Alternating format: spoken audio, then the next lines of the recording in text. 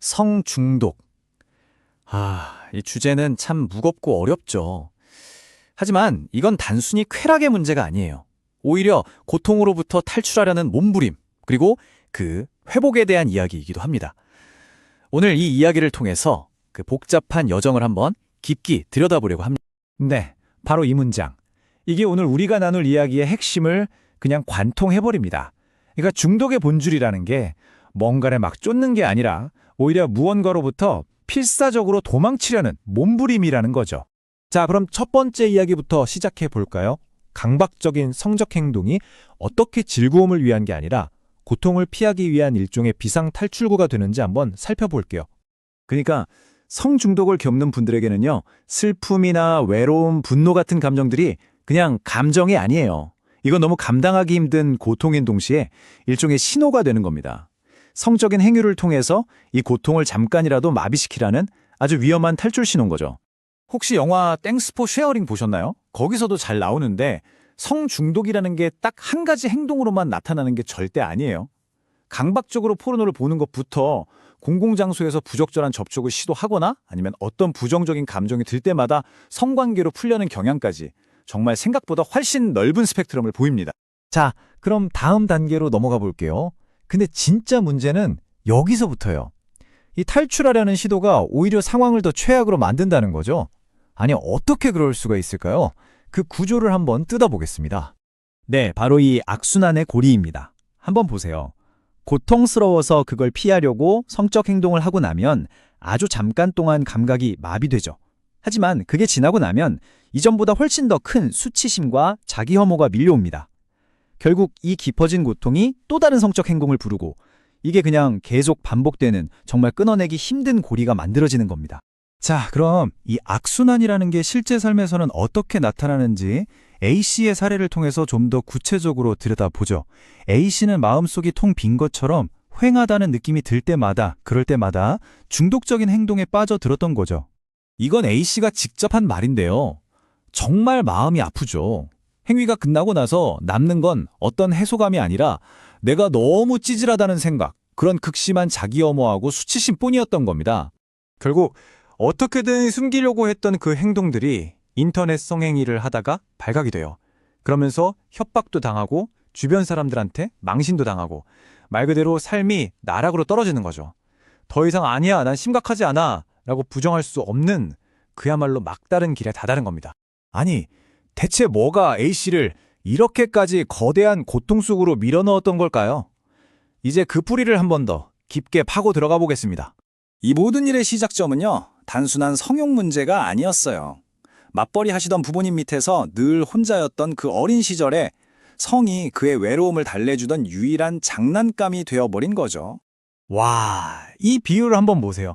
겨울날 꽁꽁한 호수 위에 맨발로 서 있는 것 같다. 정말 강력하지 않나요? 그가 느끼는 그 뼛속까지 시린 정서적 고립감이 어떤 건지 정말 너무 생생하게 와닿습니다. 그런데 여기에 더 깊고 어두운 비밀이 있었습니다. 그가 수십 년 동안 필사적으로 도망치고 싶어 했던 그 모든 죄책감의 진짜 근원 말이죠. 바로 고등학생 시절 자신의 여동생을 성폭행했다는 끔찍한 사실이었습니다. 자, 여기서 정말 중요한 지점이 나옵니다. 회복을 하려면요, 그냥 그 행동을 멈추는 것만으로는 부족했다는 거예요. 자신이 가장 외면하고 싶었던 그 수치심과 정면으로 마주해야만 했던 거죠. 그리고 그의 회복 과정에서 아주 결정적인 역할을 한 숫자가 있습니다. 바로 9. 과연 이 숫자 9는 뭘 의미하는 걸까요? 이 숫자 9는요, 성중독자들의 익명 모임 SA라고 하는데요. 여기에 12단계 회복 프로그램이 있는데 그중 9번째 단계를 의미합니다. 당신이 해를 끼친 사람들에게 가능한 모든 경우에 직접 보상하라. 그러니까 내가 상처 준 사람, 피해자를 직접 찾아가서 용서를 구하고 보상하라는 거예요. 상상만 해도 정말 가장 두려운 단계일 수밖에 없겠죠. A씨의 이 말이 그 두려움의 크기를 짐작하게 하죠. 가족관계가 모두 산산조각 날까봐 두려웠습니다. 여동생에게 모든 걸 고백하는 순간 내 가족관계가 다 박살날지도 모른다는 그 공포. 이 한 걸음을 떼기까지 얼마나 엄청난 용기가 필요했을까요? 그리고 수개월의 끔찍한 망설임 끝에 그는 마침내 용기를 냅니다. 여동생을 만나서 수십 년 동안 묻어뒀던 그 진실을 이야기한 거죠. 이 이야기의 절정의 순간입니다. 자, 이렇게 용기를 낸 책임감 있는 행동. 과연 이게 어떤 결과를 가져왔을까요? 그 강력했던 파장에 대해서 지금부터 한번 살펴보겠습니다. 당연히 여동생의 첫 반응은 충격과 분노였겠죠. 하지만 놀랍게도 그 끝은 용서였습니다.